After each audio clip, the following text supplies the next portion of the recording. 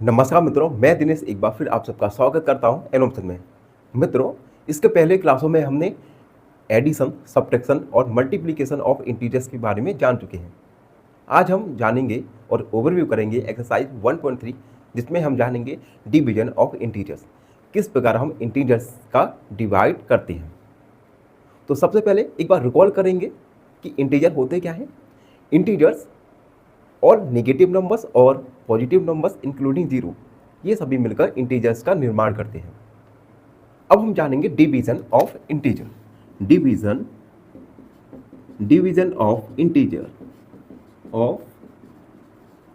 Integers. अब देखो, आप सबको बच्चों को पता होगा कि डिवीजन एक इनवर्स ऑपरेशन होता है मल्टीप्लिकेशन का, यानी डिवीजन एक इनवर्स ऑपरेशन है मल्टीप्लिकेशन का। इसे एक एग्जाम्पल के द्वारा समझने की कोशिश करते हैं। अगर मैं 5 × 4 करूं तो हमें 20 एक इंटीजर प्राप्त होगा। अब हमने कहा है कि डिवीजन एक इनवर्स ऑपरेशन होता है मल्टीप्लिकेशन का। अब इसे समझने की कोशिश करते हैं। अब देखिए, अगर मैं इसका इन्वर्स करूं तो 20 / 5 कितना आएगा 4, या 20 / 4 आएगा 5। तो हम कह सकते हैं कि डिवीजन एक इनवर्स ऑपरेशन होता है मल्टीप्लिकेशन का। अब हम आगे बढ़ेंगे और हम जानेंगे कुछ properties of integer, properties of division.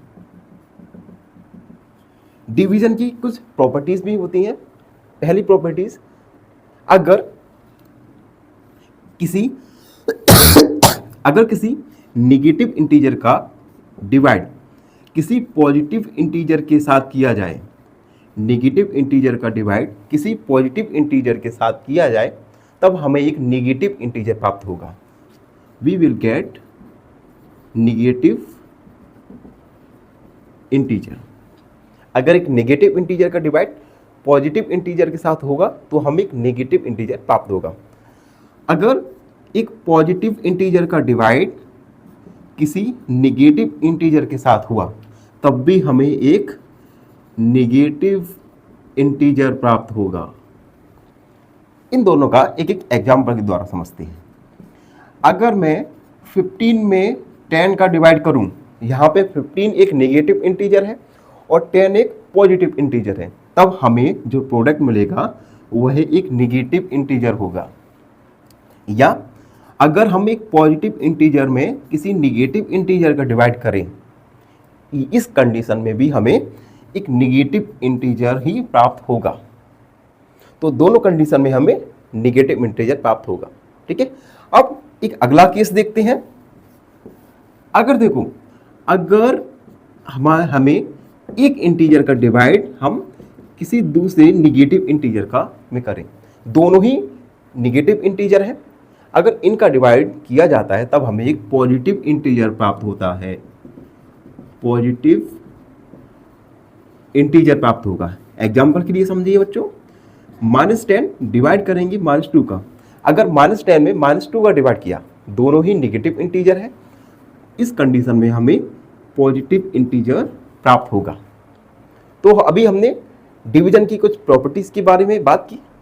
Video में आगे जानेंगे कुछ अन्य प्रॉपर्टीज ऑफ डिवीजन। वीडियो में आगे बढ़ेंगे और जानेंगे कोई अन्य प्रॉपर्टीज ऑफ इंटीजर्स के बारे में। सबसे पहले, अगर किसी इंटीजर a में हम 1 का डिवाइड करें, किसी इंटीजर a में 1 का डिवाइड करें तो हमें वही इंटीजर प्राप्त होगा, यानी हमें प्राप्त होगा a। इसे एग्जाम्पल दे के समझते हैं। अगर 10 में हम 1 का डिवाइड करें, 10 में हम 1 का डिवाइड करें तो हमें 10 प्राप्त होगा।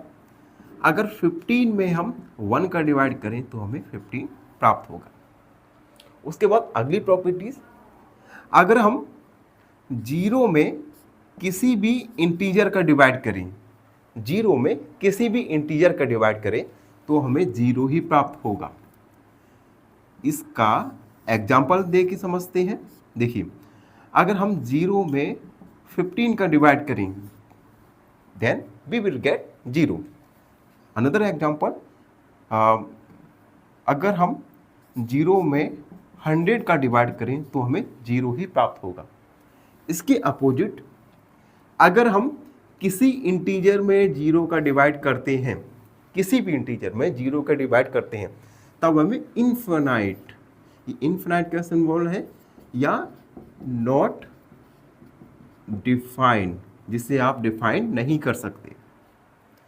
फॉर एग्जाम्पल, अगर हम 15 में डिवाइड करें 0 का, तो इसे हम डिफाइन नहीं कर सकते. तो इस वीडियो में हमने जाना कुछ प्रॉपर्टीज ऑफ इंटीजर्स के बारे में, डिवीजन प्रॉपर्टीज ऑफ इंटीजर्स के बारे में. आई होप सब बच्चों को समझ आए हो. अगर आपके मन में फिर भी कोई डाउट है तो उस डाउट को कमेंट सेक्शन में जरूर लिखिए और जुड़े रहिए हमारे साथ. फाइनली एक क्वेश्चन पूछूंगा आपसे. क्वेश्चन है 1 million is equal to how many hundreds thousand. Option A 10, option B 100 या ऑप्शन सी 1.